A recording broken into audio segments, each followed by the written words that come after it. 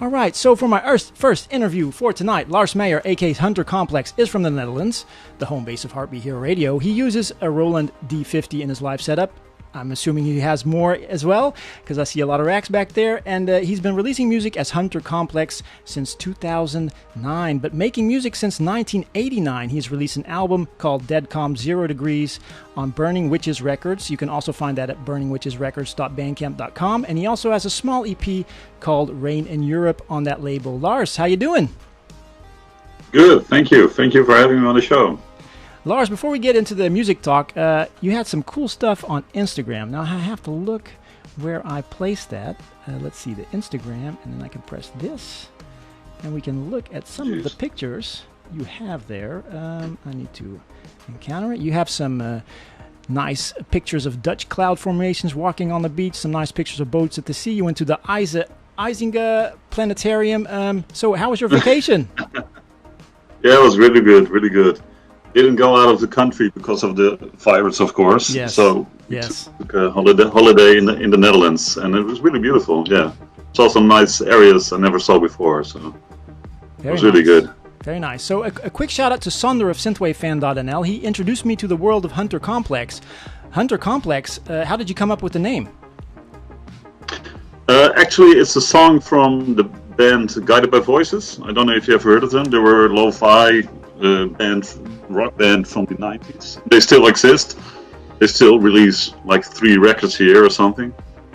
And yeah, they're just a phenomenal band. And I needed a band name, and that stuck with me, that name. Yeah, it's a good name. I really like it, yeah. And you've been releasing music as Hunter Complex since 2009, but making music since 1989. How did your journey start in making music?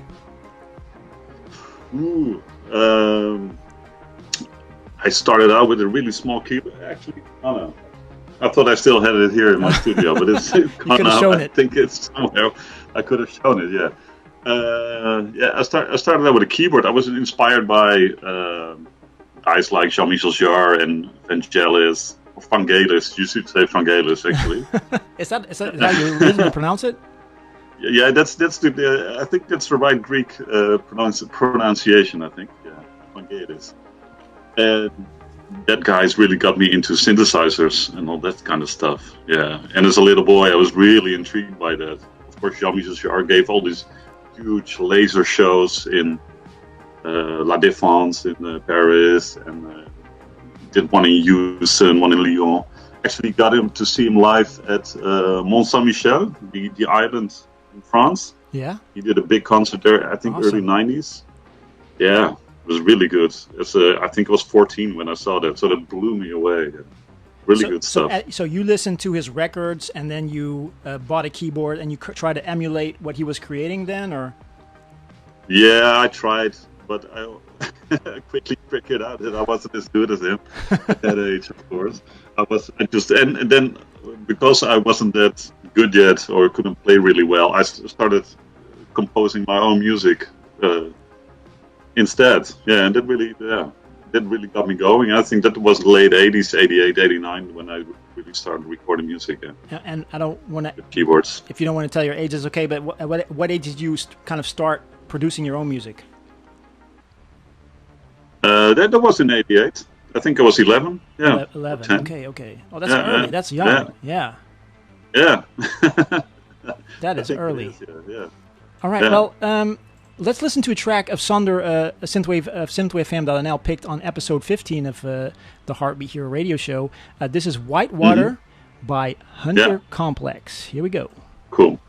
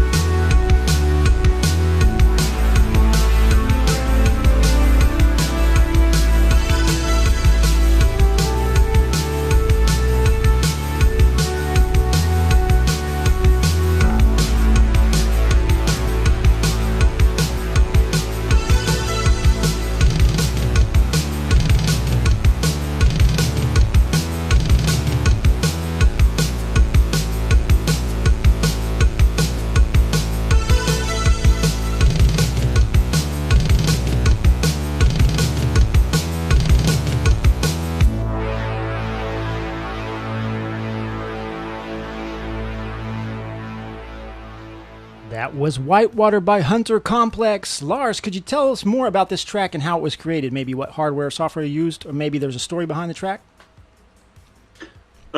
Actually, I don't use a lot of software. Actually, I only use Cubase to record music. I use maybe you can see it in the background here. Yes, I use all kinds of. Do you remember which keyboard you used or synthesizers? Yeah.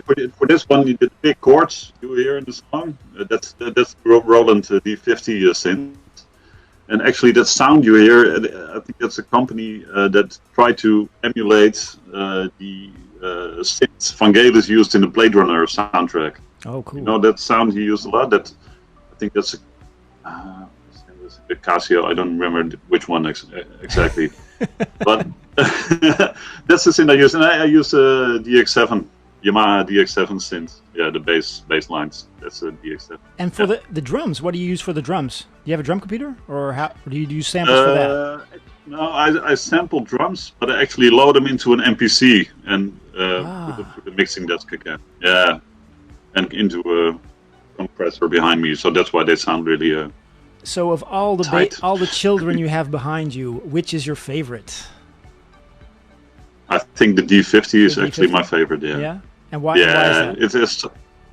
It is such a wide range of sounds, and it's when you touch one note, it already starts happening, and you get inspired by the instrument. And for other synths, for example, I have I don't know if you can see it. Mm-hmm. This is a sequential circuit 6-track. It's a small synth, but you really have to work hard to get a cool sound out of it. That's also cool to do, but yeah, D50 is actually my favorite one. Yeah. Awesome. So, what locations have you performed live, and what's your experience when you play live? Oh, I played all through the Netherlands, actually, in Belgium.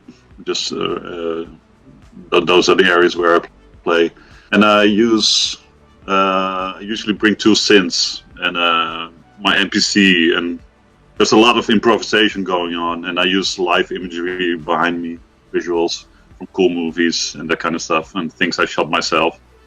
And the last gig I did was in January. I played in Groningen on Eurosonic Noorderslag Festival. I actually used 4 synths, and that was really... I only had a half an hour to build everything up. So it was Hunter Complex. Yeah, it was really situation. It was too complex, yeah. Hunter 2 Complex, Hunter Complex 2. I was wondering about the album art, because you have really nice album art for your LPs, for your records. Mm-hmm. And do you do it yourself, or do you hire someone, or does the label do everything on that process? No, in both cases, with OpenSea and with the Dead Commons 0 Degrees, the label came with a suggestion of an artist who they would think would fit with my music. And I just started emailing with the artist and gave him thoughts about what the music is about and my ideas about cool artwork and stuff like that. Gave both of them, because they're 2 different artists. The first one was done OpenSea by Eric Adrian Lee. He's a very famous designer. Mm-hmm. He also does a lot of soundtracks. He did a lot of Morricone albums. And the second one, Dead Commons 0 Degrees, was done by Mark Swan.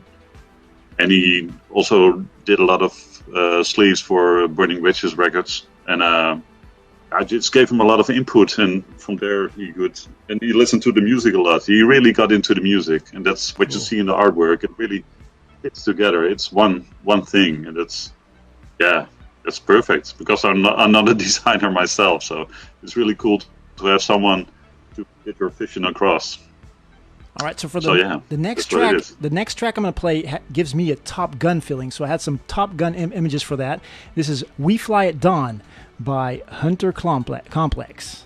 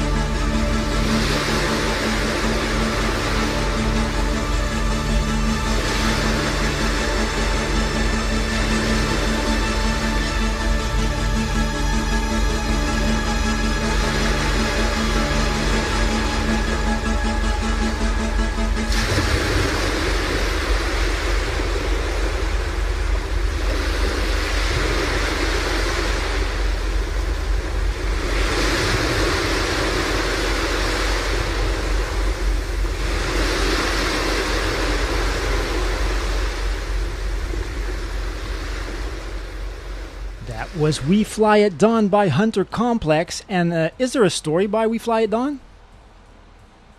Well, your Top Gun sequence really fitted the mood, actually. Was that what inspired really it? Really enjoyed that. Well, I think the feeling is mutual, actually. I think it's more inspired by... the music itself actually was more inspired by old cop shows, like Hill Street Blues and that kind of stuff. Yeah. Maybe you know it. Mike Post did a lot of composing for that kind of TV shows. And the lead melody is very Italian. It's very Italian soundtracks, library music, that kind of stuff. But the feeling, it's Top Gun is pretty cool, actually. Yeah, I really like it.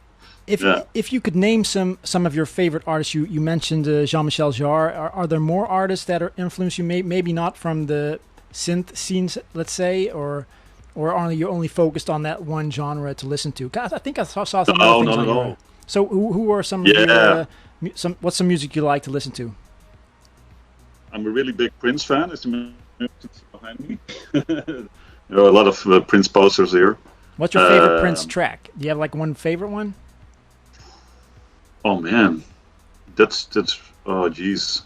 Too hard to pick. My favorite album right now is Lost Sexy. That's from '88, and one of my favorite songs on there is I Wish You Heaven, Glam Slam. Those kind of tracks. You know it? No. I mean, they're not the famous ones. It's not like the most popular. I know Prince tracks. Oh, Glam Slam was a pretty big hit, actually. I bet you if I hear it, I'll go, oh yeah, that one. Yeah, you probably know it. Yeah, and the Sign of the Times, the album he made in '87, it's getting a really big reissue in September. Oh, cool! And I'm one of the fortunate ones to already got from Warner Bros. I got a listening link, and it's amazing. There are like I think 60 unreleased tracks on there from that period. Wow. And it's all over the place. He goes from jazz, musical, funk, instrumental, ballads. It's incredible. So that's why he's my main guy always. He used to work a lot only in the studio. He had a great work ethic and it's so broad. So thanks to him, I discovered a lot of music. And he took me into jazz, he took me into funk, and yeah, nowadays I listen to a lot of jazz, digging for a lot of jazz records. How did you deal with his passing when he passed away? Was it like a big bang for you? Or? A really big bang. I'm still not over it, actually. How long ago was it? Like 3 years? 3 years ago? 4? 5? It's 4 years ago now, actually. He passed in 2016, April 2000. No. Still, when I go back to that feeling I had when I heard the news, oh man, yeah. We can still enjoy his music though. So we got some. But Prince is not only on record. He was the greatest live performer I've ever seen. I saw like 50 Prince shows, and they were all different. Oh wow! Yeah, and none of them were alike, and it was always on top of his game. Never. A bad moment. So did you go to big shows, or because so I know he also yeah. did some intimate shows? Did you see one of those, or only the big ones? Yeah. No, I saw a lot of intimate shows. Oh, wow. I saw him in the Bataclan in Paris in 2000. I saw him in Tivoli, Utrecht, Paradiso. I saw him Melkweg, Amsterdam. So yeah, I saw him quite a lot of times in very small venues, and it was always great. But he also, when he played in a big hall like the Ziggo Dome, he was pulling everybody into his world. And awesome. Yeah, I never saw anyone do something like that before, and I don't think we will ever see that. No. He's a great artist. Yeah. So we're gonna have a trivia later on. You're gonna join us for the trivia?